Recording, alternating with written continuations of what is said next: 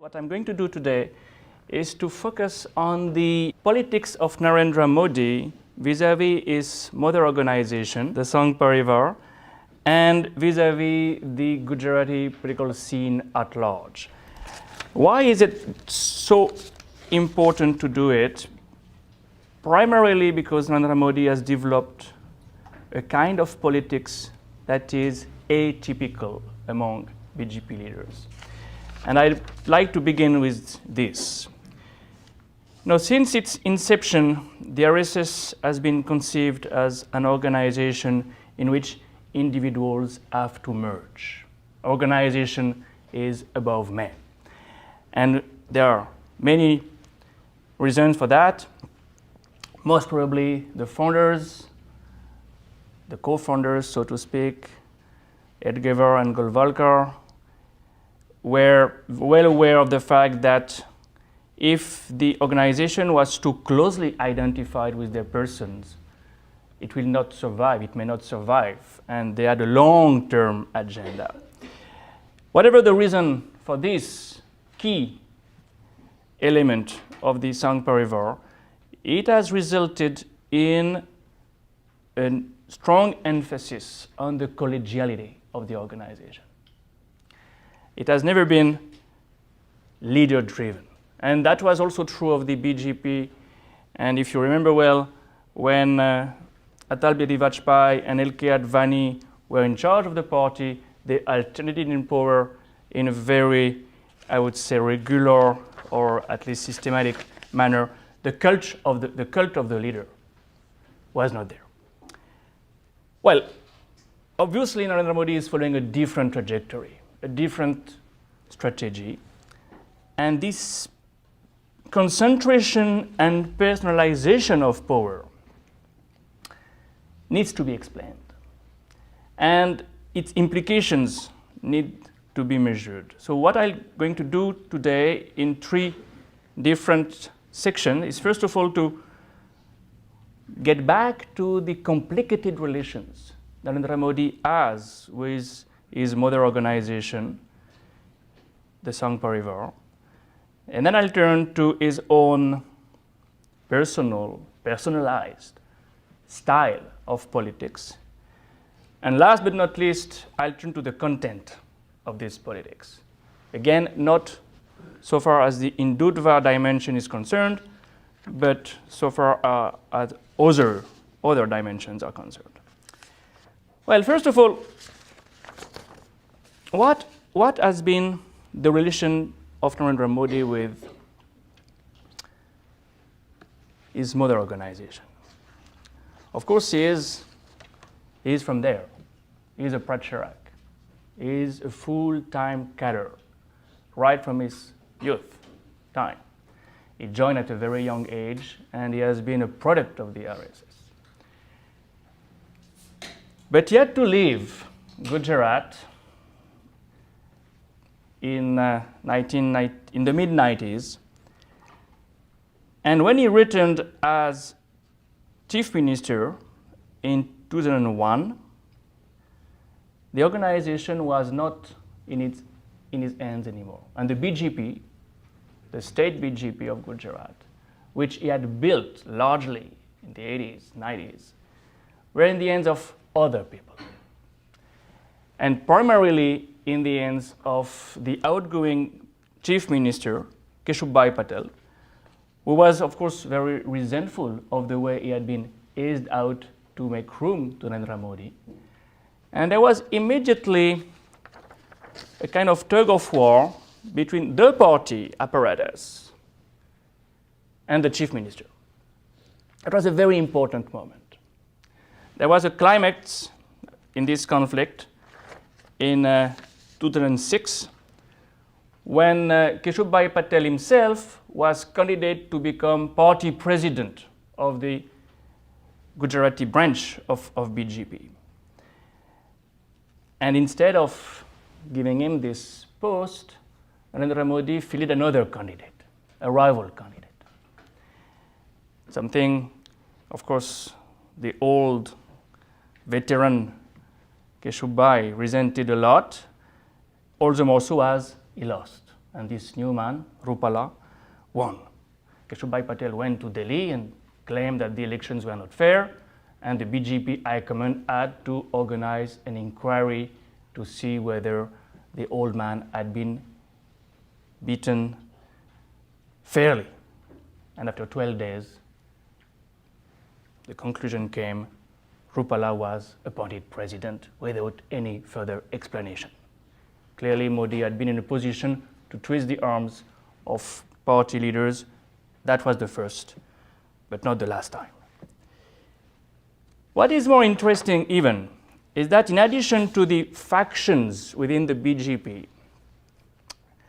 Narendra Modi has had to face opposition from other major components of the Sangh Parivar. And that's also quite exceptional, even more exceptional than factionalism within the party, in fact. Well, two of these major components require a specific attention. One is the VHP and the other one is the Bharatiya Kisan Sangh. The Vishwa Hindu Parishad, the VHP, played a major role in the success of the BJP in the 90s. You all remember, I'm sure, the Ayodhya movement when they organized Rath Yatras and so many other pujas, the Ramshila Puja, for instance, in 1989. Well, the VHP was largely responsible for mobilizing voters in favor of the BJP. So when the BJP took over and became for the first time a party with a majority, a clear-cut majority in Gujarat, the BJP had never been for so long on its own at the helm of a state.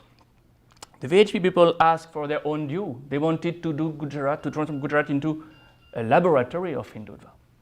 And the man who was then, of course, the most prominent VHP leader was Pravin Togaria. Pravin Togaria being of the same age, of the same training of Modi.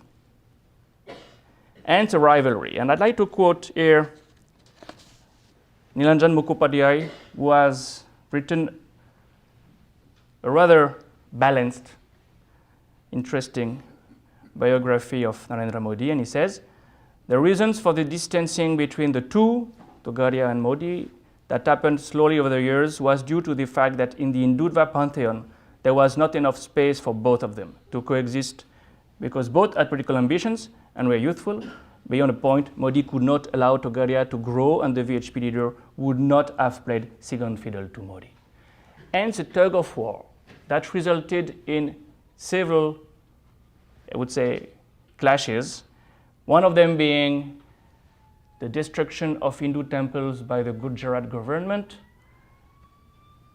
against, of course, the wish of the VHP. The VHP was absolutely furious to see these demolitions.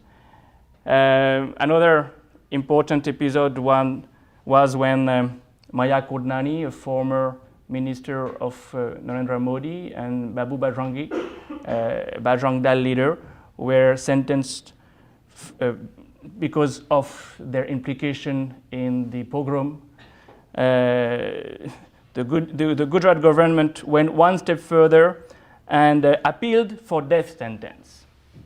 VHP people were absolutely outraged, and they asked Modi to defend their people.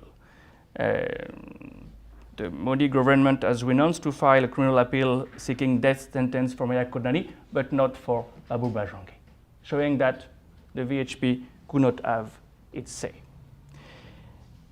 Well, it's even more interesting to look at the bad relations Modi has with the Bharatiya Kisan Sangh. The Bharatiya Kisan Sangh is the largest peasant organization in Gujarat. It's a huge organization. And this organization, again, helped the BJP greatly to win the elections in the mid-90s. When he took over power, Modi decided to implement the Gujarat Electricity Regulatory Commission award that was supposed to result in the a substantial hike of the tariff of electricity for the peasant, to 50% of an increase. Immediately the BKS protested that the peasants were the first casualties of the BJP government that he had just founded, and its leaders attacked Modi head-on. I just quote one of them, Jivanbhai Patel. Of course, most of them are Patels. Modi has triggered an honest nest. He will pay for his act. No. A Sangh Parivar leader talking about another Sangh Parivar leader. If he has come to power with our support, now he should know we can even push him out of power. He should not undermine our strength. We think our tough stand on the farmers' electricity rate has irked Modi. Lately, it has become impossible to talk to him, quite unlike former Chief Minister Keshubhai Patel, who was one of them, of course, who always used to give us an audience despite our difference with him. Here you see a very important element. In these differences between different components of the Sangh Parivar, the personality of Modi matters a lot. Like the VHP leaders, the BKS leaders turned to the RSS for a compromise. They needed to find a kind of referee to give a kind of award. Nothing of that kind came. Almost no concession were made from Modi, who once again twisted the arms of allies, groups which were supposedly allies. Well, it's an interesting development. It's an unprecedented development to that extent. The RSS is supposed to be in a position to regulate the relations within the Sangh Parivar. Here they failed. And they failed even more spectacularly when some of the RSS cadres in the Gujarat state turned against Modi and asked the RSS leaders to ask him to behave. And the man who was more responsible for this was the Pran Pracharak, Manmohan Vaidya, who, as Pran Pracharak, was the key person of the RSS in the state. He was especially upset by one thing that Modi kept doing.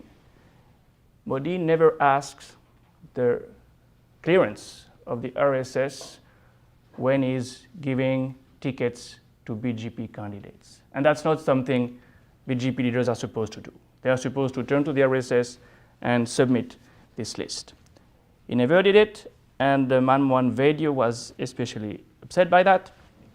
And the 2007 elections, as a result, led the local RSS leaders to keep some distance.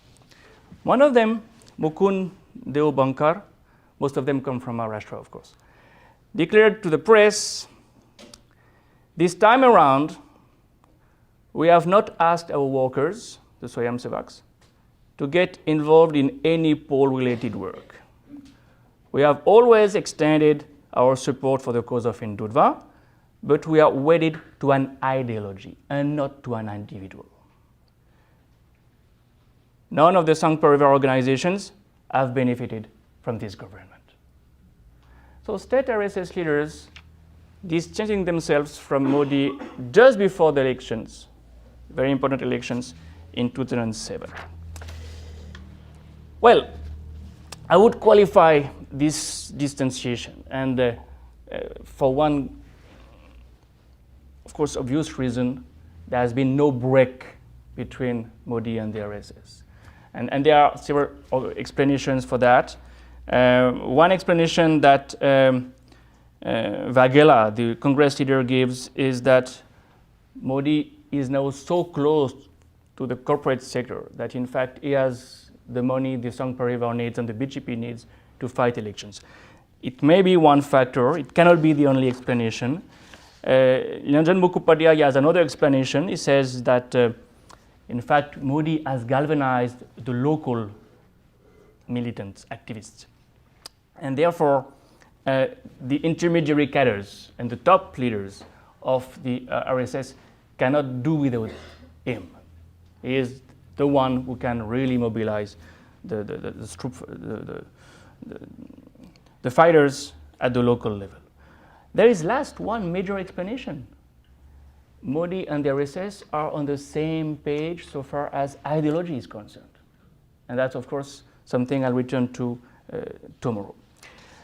Well, whatever the reason for the break not to take place, there is no doubt, and I'll end the first section of my presentation on that, that Modi has a much more complicated relationship with the RSS and other Sangh Parivar organizations than most of the other chief ministers. You look at Chauhan in Madhya Pradesh, you look at all the other chief ministers work hands in hands with the local representatives of the RSS. It's a very important starting point for his, I would say, chief ministership, because that will probably foster his natural inclination to personalize power and to mobilize voters, supporters, while short-circuiting the organization. And that's what I'd like to turn to now. Narendra Modi very quickly has developed a kind of parallel team, parallel pyramid, I would like to say, to have his own followers within the party or at the periphery of the party. Now, to build a pyramid like that, interestingly, is more or less what Indira Gandhi had done in the late 60s, early 70s, when she wanted to emancipate herself from the bosses of the Congress. And that resulted in a break in 69. The Congress of Indira Gandhi broke away from the Congress O. He operated in a very similar way. For instance, making a point to select the candidates for the municipal elections himself, canvassing at the panchayat level. No chief minister canvasses as much as he canvasses for local village elections. But that way, he has a direct line with so many municipal corporators, with so many village panchayat leaders. That's one of the pyramids. That's one of the, I would say, additional team, additional to the Sangh Parivar one. There is another thing that Modi has done, and that is to recruit personal aides who do not necessarily come from the Sangh Parivar. And he has done that in one particular direction, that is communication, high-tech communication. You have, and I would like to quote Sunil Kilnani, an interesting break with the past way of behaving that we have seen with other BJP chief ministers. Sunil Kilnani says, the real masterminds of Modi's political campaigns are not shadowy figures wearing RSS uniform under their plain clothes. They are smart, cheery, IITians, men like Rajesh Jain. And indeed, Rajesh Jain, a postgraduate from Columbia University, most of them are US educated, is the prototype of this team. Again, very sophisticated, very well trained, US educated, very young. Now, a journalist whom I would not reveal the name was saying that he was absolutely taken aback by the fact that someone like Prashant Kishore, who is just in his 30s, was so influential that even close Modi's aides were directed first to him. That's the core group of young, educated, sometimes high-tech oriented people which have joined Team Modi, so to speak. So it has something to do with the fact that the party and the Sangh Parivar were not accommodating enough, but it has something to do also with his own inclination. And his own inclination towards personalization of power and towards image building. I like to devote a certain time to this image building exercise. Well, Modi has always been an organizer interested in propaganda. You must remember that he was the one who organized Advani's Rath Yatra in 1990. He was the one who organized Murli Manohar Joshi's Ekta Yatra, from Kanyakumari to Srinagar. So this yatra politics, you crisscross the country with processions, revealed something rather unusual for a Pracharak, who is supposed to be an organization man, a sense of the public, a sense of the public communication. Well, when he became chief minister and was not in a position to rely so much on the Sangh Parivar, he went one step further. Not only by appointing people like Jain in his team, but also by turning to an American company you may know, APCO Worldwide, who is one of the leading PR firm, who when he became one of its customers had already worked for the Nigerian dictator Sani Abacha, the life president of Kazakhstan Nazarbayev, and the former regional oligarch Mikhail Khodorkovsky. APCO Worldwide was asked for 2.5 crore rupees a year, I quote, to gauge the tonality of coverage and identify journalists who can further the media ambassadors, who can further be the media ambassadors of Gujarat. Communication to that extent, with the support of a team of professionals. Well, that resulted, or that went on a par with an unleashing of new modes of communication. In the 2007 election, Modi was known to spend 4 hours a day on internet to directly relate to 200 email senders. That was high-tech populism. I return to this ism because we are seeing a new form of direct relationship between the leader and the people. During the same election, he also initiated the sending of thousands of SMS and MMS. That was new at that time. That was 6 years ago. And he also started a channel, a TV channel, that was only devoted to his own campaign. He did the same last year with the Namo channel. And of course, last year was new in the sense that he was able also to show his face in many different places at the same time in 3D, and that was the famous holograms program. It could appear in 26 locations at the same time. That was a kind of show that he held in 132 places for the cost of 150 crores rupees. This is an attempt at saturating the public sphere, communicating the most effective way, at least communicating one image. Well, this idea of the ubiquitous, this idea of the all-pervasive leader was, of course, very well, I would say, epitomized by this innovation that arcs back also to 2007. Supporters of Modi's were wearing his mask for, I would say, multiplying the effect, multiplying the impact. And of course, that's another, I would say, metaphor for populism. The notion of populism has changed over time. We tend to equate, at least in India, populism with demagogy, saying that you give subsidies, you waive loans, and you're a populist. No, the populist is the man who tries to relate directly to each and every citizen, voter, to be the man of the people.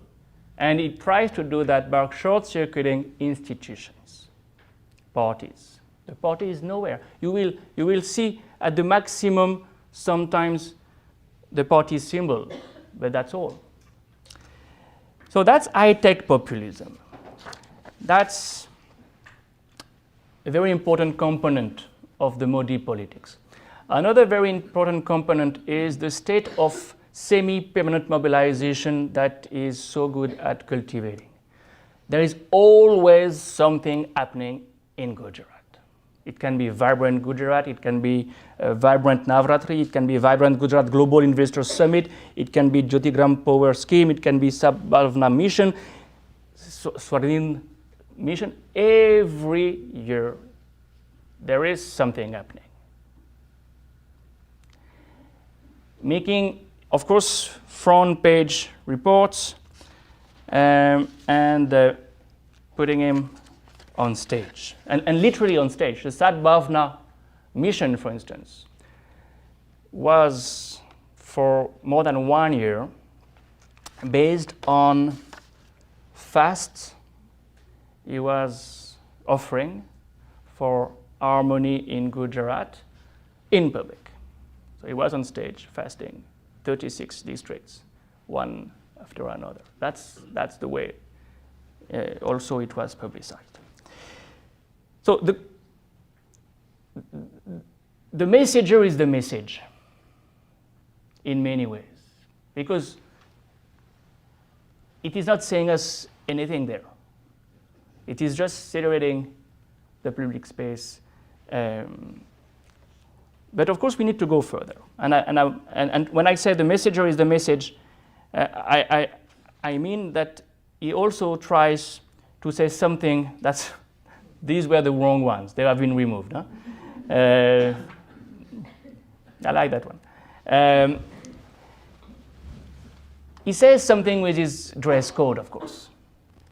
And he says one thing more often than the rest of the time: I'm a Gujarati. I'm a Gujarati and I identify with the fellow Gujaratis.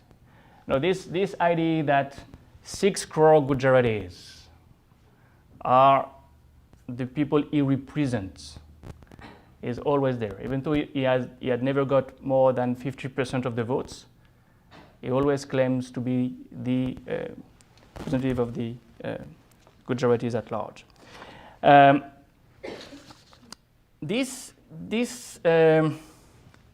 image very often goes with a sense of authority. And in that sense, the messenger is the message also, because one day he told Chikargupta, I believe in sarcasm. And sarcasm is exactly the style that conveys authority. You are easily dismissive of the other. You don't even take him seriously. But it's not only that. It's also that he has been able to twist the arms of RSS people, as I have just mentioned. He never budged. He has never said sorry for the pogrom, and he considers that, or at least his supporters consider that Advani made a mistake by saying that the 6th December of '92 was the worst day in his life, because that's a kind of, I would say, acceptation of some fault. Is always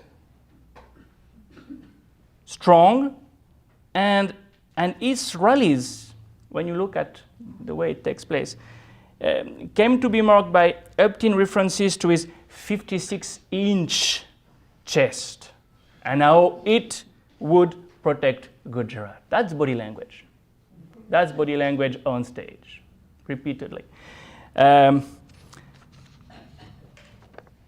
He also said, I am Hanuman, and 6 crore Gujaratis are my Ram, whom I serve. No, Hanuman is not only has a chest, but he has Ram inside. So we have again a metaphor.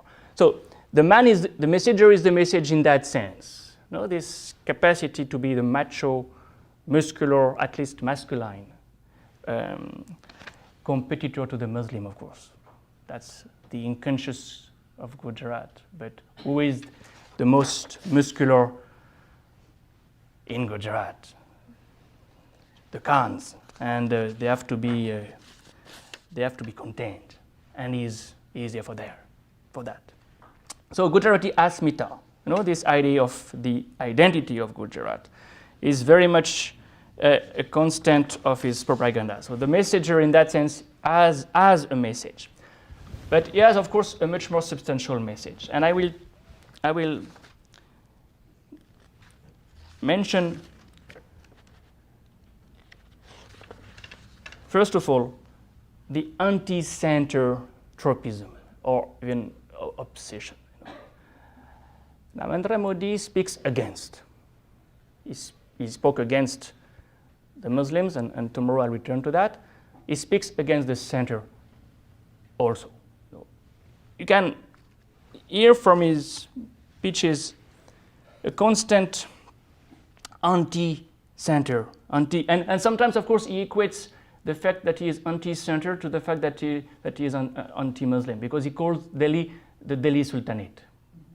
He will never say New Delhi. He will never say the Indian government. He will say the Delhi Sultanate, because the Delhi people, the UPA government, is protecting the minorities.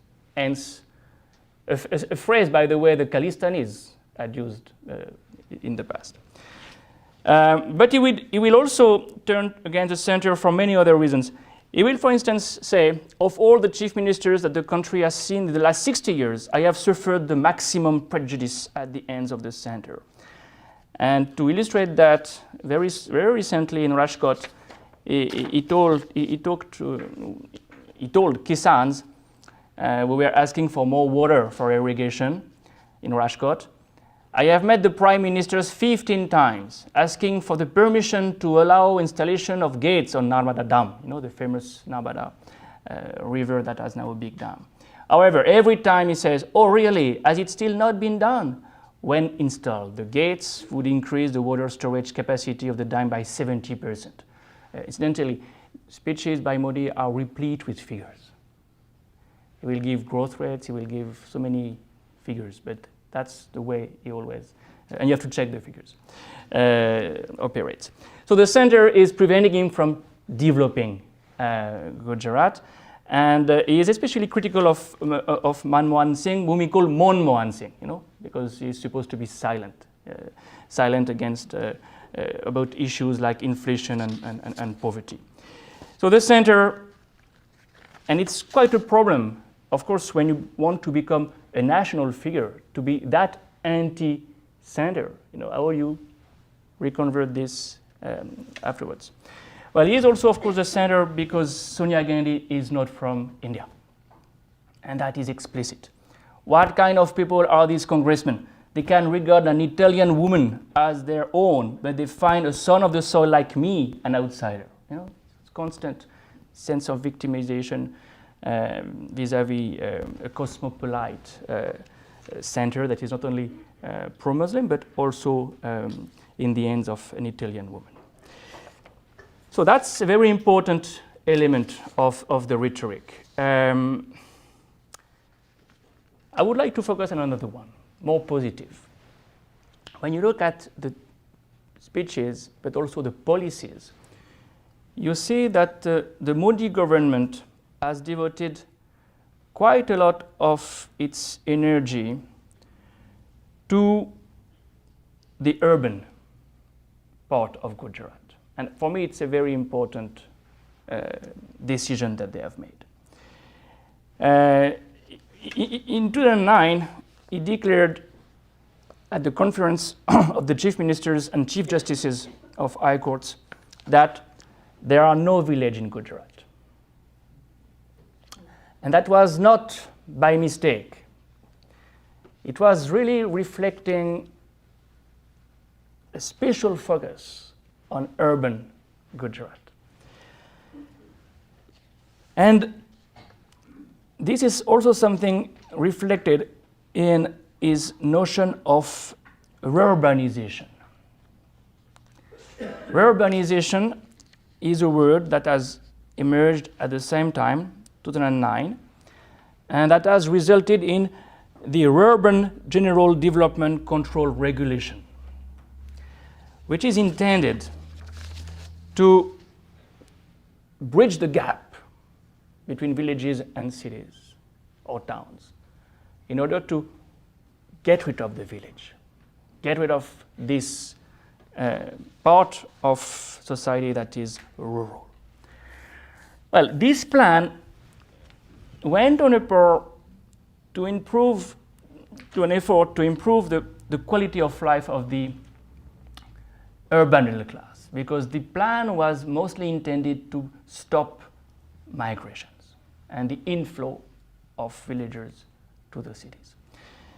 So behind the urban motto, there is this interest in better cities. And here you see clearly that the goal is the urban middle class and neo-middle class. I'll return to this neologism.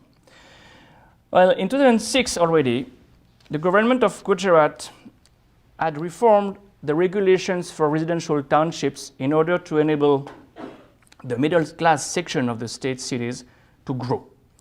The new regulations allowed real estate developers to build multi-story buildings 70 meters high with floor space index of 1.5, which is an important dimension, irrespective of any zone in any urban area of Gujarat. The developer will have to set aside 60% of land for residential purpose, while the rest can be put to use for public purposes, public infrastructures, including 30-meter wide roads, streets, recreational grounds, water and electricity supply, street lighting, sewerage, and storm water drainage. 5% of the space will have to be left for school, hospital, and public amenities, 5% for the public, and 5% for the weaker sections. 5% for the weaker sections when the slums of Gujarati cities represent 18% of the existing cities. Here you have an interesting roadmap. And for making this roadmap possible, the builders can acquire government land occupied by slums and build houses for slum dwellers. But it can also choose to rehabilitate the slum dwellers out of the city. If everything goes as planned, and I quote, slum pockets in Ahmedabad may soon be transformed into decent residential localities. So here you have an interesting, I would say, reflection or image of, I would say, the fatigue with the poor that the middle class of India is feeling so strongly. And this is typically the kind of sentiment Narendra Modi is building upon. Interestingly, recently the CAG has told him that he has not implemented the poor-oriented sections of the plan designed by the union government under the name of the Jawaharlal Nehru National Urban Renewal Mission. He has spent 70% of the money for the 72 housing projects which had been sanctioned. So the money that was there for the poor neighborhoods, including slums, have not been spent, but developers are welcome to rehabilitate them elsewhere. So here we have a clear indication of the target that the middle class represents. And I'd like to end rather in detail on this. When we look at the ideology of Narendra Modi, the message, in addition to all what I have said, and in addition to Hindutva, we have a class element. There is a clear class element in it. But it's more complicated than what we would think spontaneously sometimes. He doesn't want to attract the middle class only, but what he calls the neo-middle class. And the neo-middle class is a phrase he coined for the last elections, and that appears in the BJP manifesto. The manifesto says, due to development in Gujarat in the last 10 years, there has been substantial rise in this neo-middle class. We want to address their issues. We will form a committee to define this neo-middle class. We will try to give them benefits of government schemes. So it's like the OBCs in 1949. No? We don't know who they are, but we will find out and we will do something for them. What is important is, of course, it will click this idea that beyond the middle class, there is a group that has to be brought on board. Well, if you look at the, I missed that one. When you look at the figures that the NSS have provided recently, you see that the gap between rural Gujarat and urban Gujarat has widened. No, that's something you see in bold characters. You have Gujarat. The percentage of Gujaratis living below the poverty line in the village and in towns and cities is larger than in most of the other states. 11.5%. That's the 11 percentage points. It makes Gujarat number 13. It's behind Andhra, Bihar, of course, Karnataka, Kerala. It's just ahead of Madhya Pradesh and Maharashtra because Bombay is so big that the gap is huge. It's an interesting indication. Development in Gujarat is primarily development in urban Gujarat. And the percentage of poor continues to increase, at least in relative terms, in the village. And when you look at who are these villagers who are so poor, of course you end up with scheduled tribes, scheduled castes, and OBCs. 4.8 non-ST, non-SC, non-OBC poor means that there is no poor left among the dominant caste. It is an amazing achievement. So if we refine the figures and look at not only where are the poor in the village, but who are there, those who are in the village, SC, ST, and OBCs. Now, when we try to see who votes for Narendra Modi, who votes for the BJP, we have a class dimension that is striking. That was 2007. The poorer you were, the more Congress-oriented you were. The richer you were, the more BJP-oriented you were. And it was still there in the last elections, even though there was one more player, Keshubhai Patel's party, the GPP. See, the BJP has a linear relation. So it works. Middle class people, the winners of development, support the BJP. But it works more than that. It works also because low caste people are now turning to the BJP the moment they migrate to towns and cities. Low caste people are these Kshatriyas, Kolis, and the other OBCs. These are OBCs. They used to vote more for the Congress. And this group is huge. This is the main OBC caste group in Gujarat, 1/4 of society. It used to be behind the Congress. It is now behind the BJP. But it's not behind the BJP when it lives in the village. It is behind the BJP when it has migrated to the city. And that's what this CSDS figure shows. In rural Gujarat, the Congress is still number one. No, if Gujarat was rural, the Congress would be in power. This is the only category where the Congress is ahead of the BJP. But in semi-urban constituencies, in urban constituencies, they are lagging behind like anything. And why? Because these big OBC castes, groups, when they leave the village, they leave the Congress. The coolies are really a case in point. What's happening there? Well, these are aspiring people. No, they leave the village to get a job in a factory. And he's precisely the one who has got Tata, Maruti, and so many others to give jobs. So you get the job and you vote Modi, if I may put it in a nutshell. These are aspiring groups who are telling us something very important.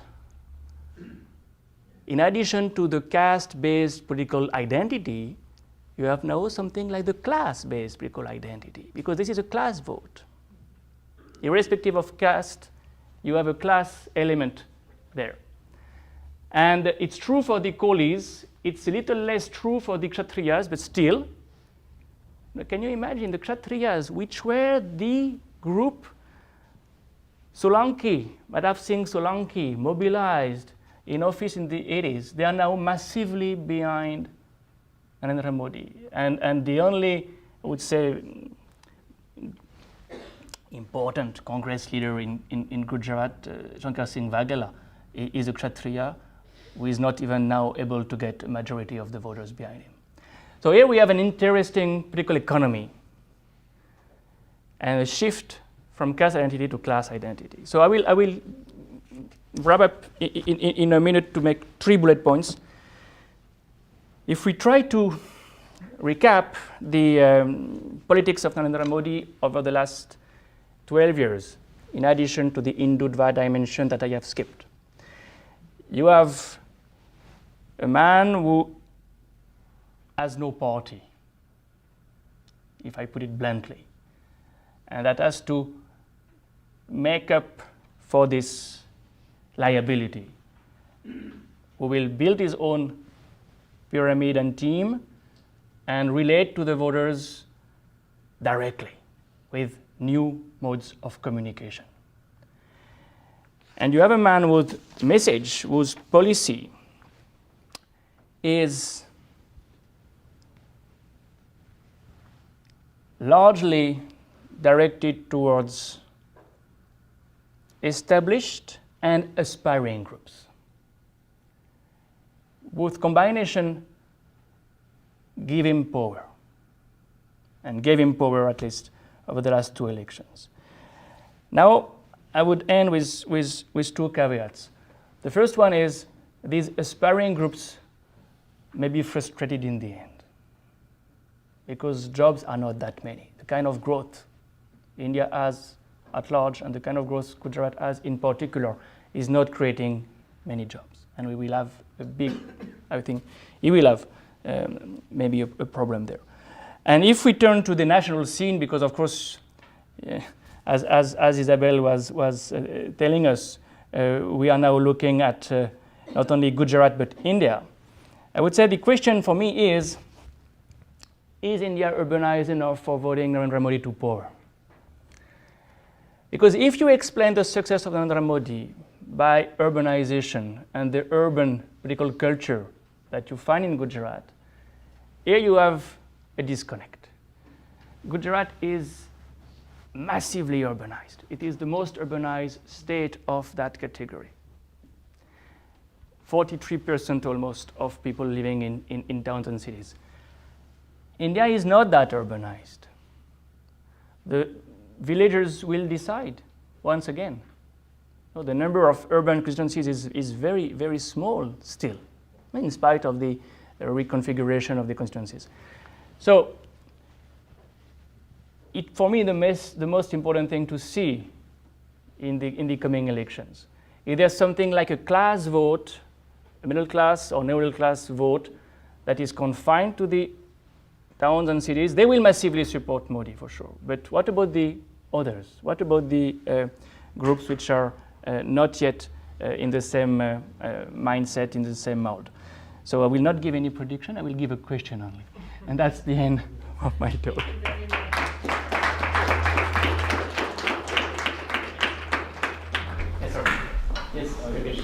very interesting point. I just have a question about the breakdown of the caste groups on this particular chart. Yes. And in the context of Gujarat, actually, the category of the Kshatriya needs to be disaggregated.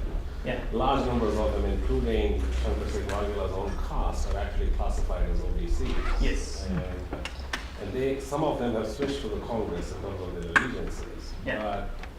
But what explains the success of the BJP is not so much class identity, as much as the fact that they have been very successful in transforming the party structure itself into a predominantly non-upper caste mobilization in Gujarat. That's something that needs to be accounted for. So even though he doesn't depend on the party, the discourse of Hindu nationalism appeals to these caste groups because of the work that have been done in the previous 2 decades. Okay, that's one thing. Yeah, well, on this thing, it's an important point. Indeed, you have to factor in the Hindutva discourse, and I missed that deliberately. On the composition of the party, I'm tabulating these days the breakup of the MLAs caste-wise. You know, Patels remain very, very strong. And I find really fascinating that the Patels, who were the rivals of the Kshatriyas and the OBCs at large, are now joining hands with them. And that's why I say beyond caste, something is happening. Yeah. The question right here. Hey, thank you. That was very interesting. I was wondering if you could contextualize a little bit the rise of someone like Narendra Modi in the context of the increasing trend of chief ministers in India to be re-elected and to consolidate power over 2 or 3 administrations. So you have Sheila Dikshit, you have Tarun Gogoi, even on the BJP you have Shivraj Singh Chauhan, Raman Singh, etc. Nitish Kumar. Nitish Kumar, exactly. Naveen Patnaik. So there are all these cases where now people are basically fairly assured of returning to office and developing a sort of base within the state. And as a result, states are also becoming politically stronger.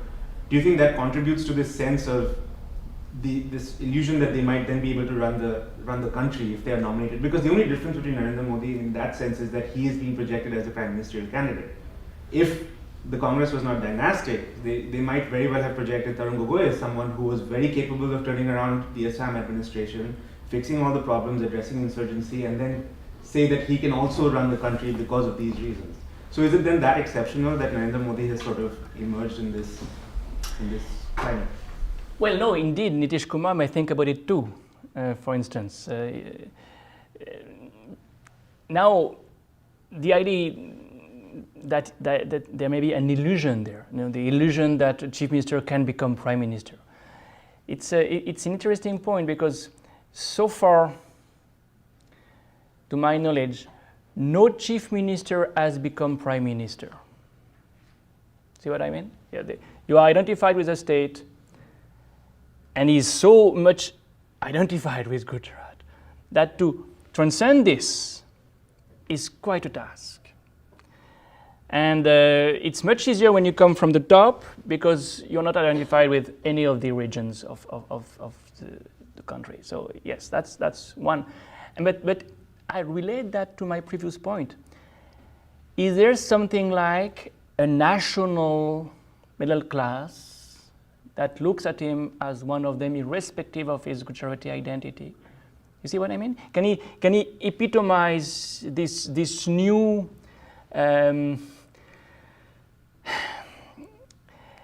accountability-oriented Indian voter who does not care for identity politics, but who cares for the bottom line?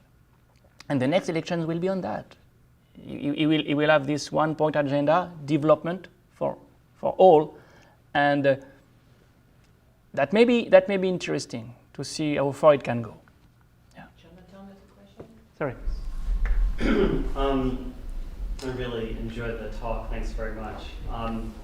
Given your emphasis on the kind of public relations professionalism, I wonder if your analysis of those people who are moving from rural to urban or semi-urban contexts is appropriately called a shift in class, because it seems like it's more of a shift in aspirations and especially since you have this sort of critique of the Delhi Sultanate, the critique of the central power of not allowing us to develop properly. You don't actually need the development itself and the successful arrival into the middle class to be satisfied in order for the rhetoric of this sort of image to work. Yeah. No, that's an important point, and that's why I mentioned frustrations probably around the corner. Well, indeed, they have aspirations which are somewhat fulfilled. That's where the glass is empty, half empty more than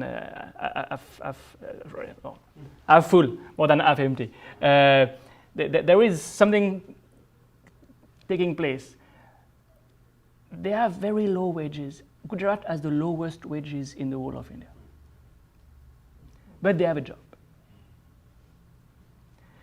And now it's only a kind of, aspiration that needs to be consolidated, and that's why frustrations may be around the corner, but they have that. Your reference to the communication movement is important because indeed it's a class not only because of occupation, it's a class because of the environment, and I think the middle class cannot be defined the Marxist way or even the Weberian way. Well, at least from Weber we can bring some of the main criteria. The environment, I would say the communication kind of environment matters a lot, and you're much more exposed to the kind of images I have shown when you are in a town or a city than when you are in a village, of course.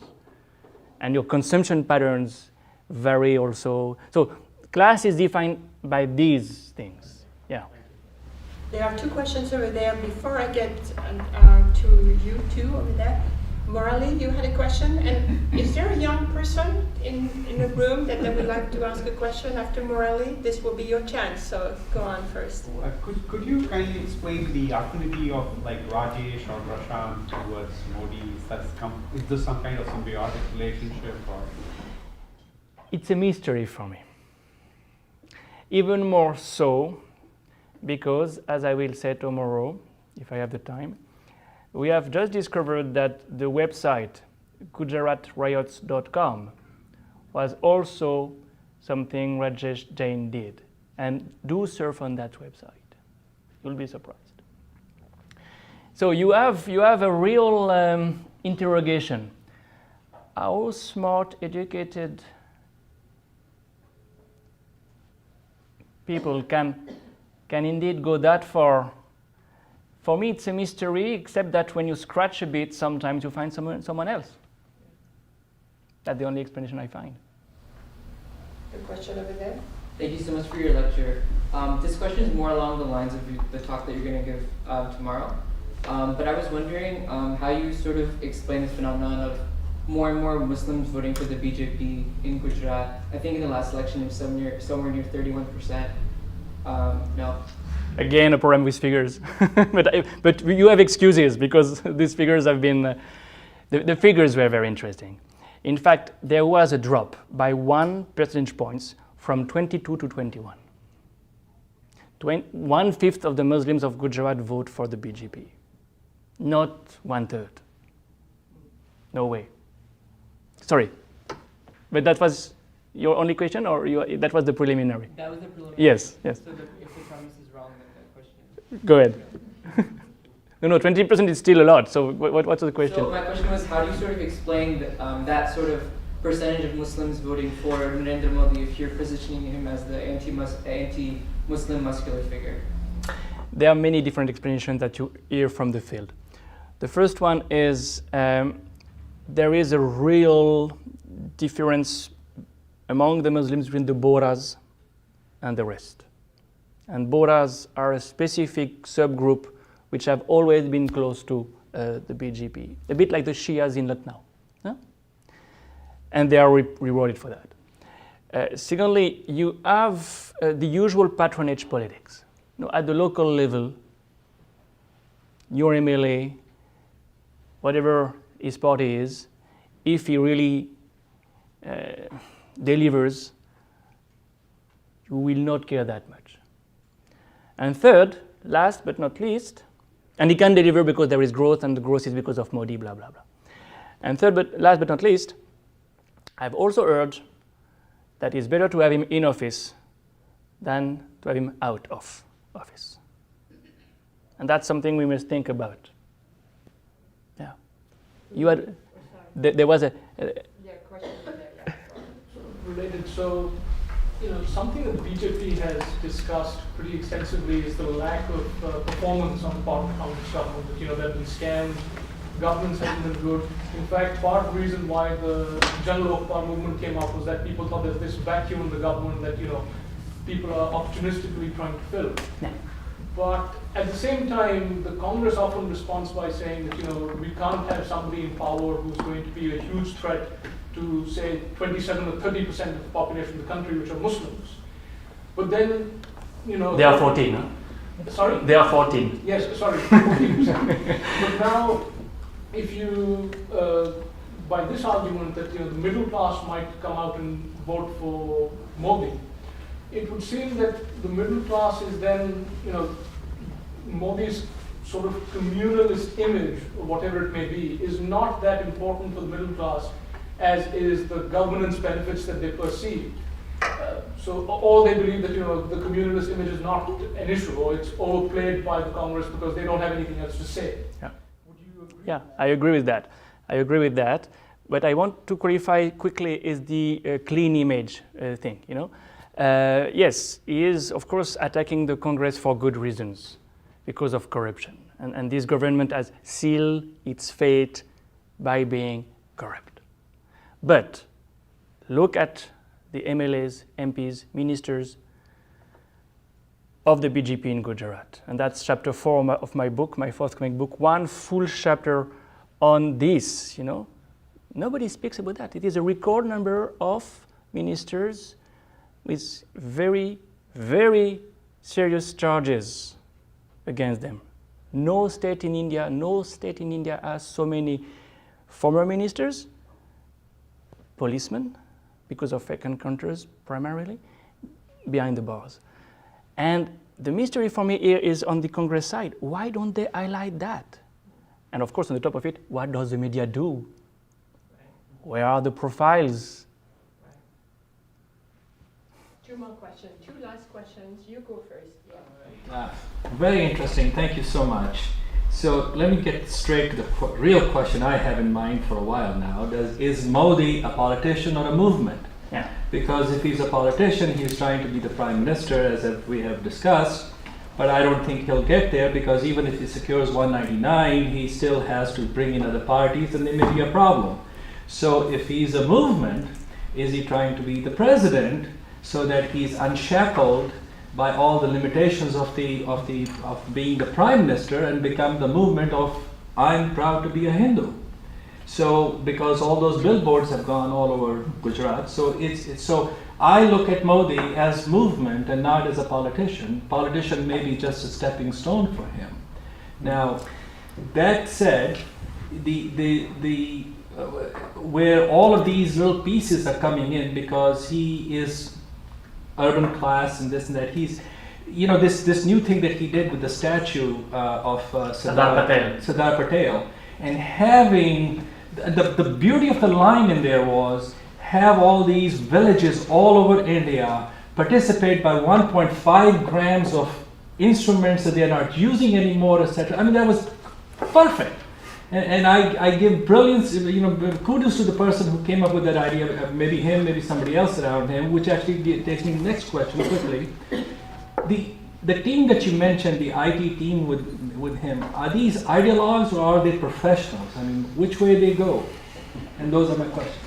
These are many questions. On the idea of the iron statue, the idea comes from the 1983 Ekatmata Yatra, when water from each river of India were merged together to show how united the country is. So it's a kind of repeat of that, remake. He doesn't look at himself as a politician. And I think it's one of the explanations of this capacity not to budge.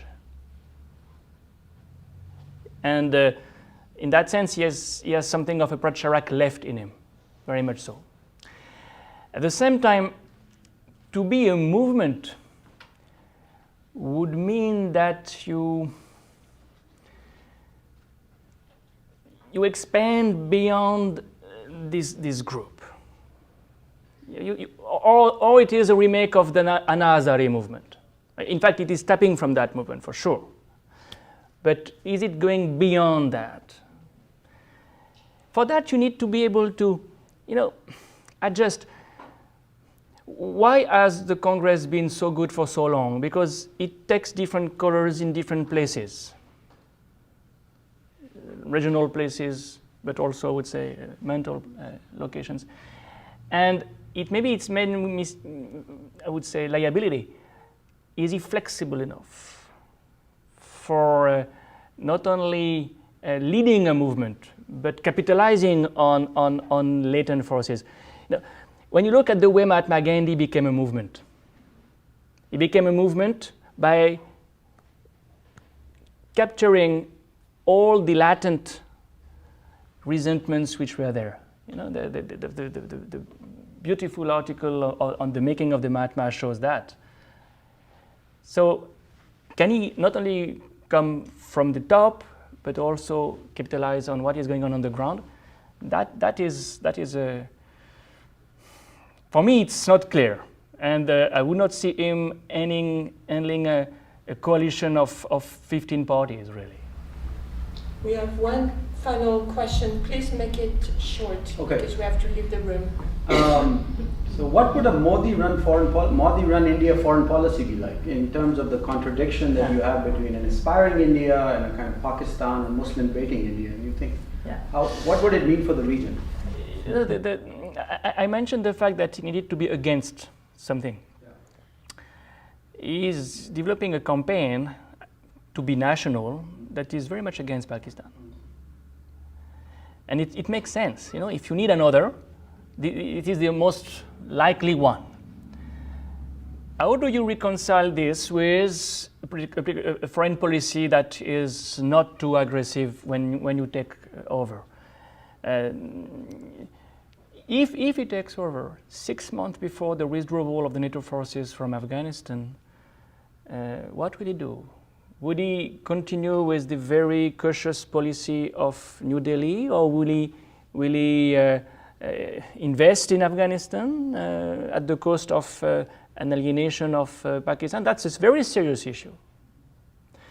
So, given his past records, I would not be very confident so far as accommodation, engaging are concerned. Yeah. Thank you very much.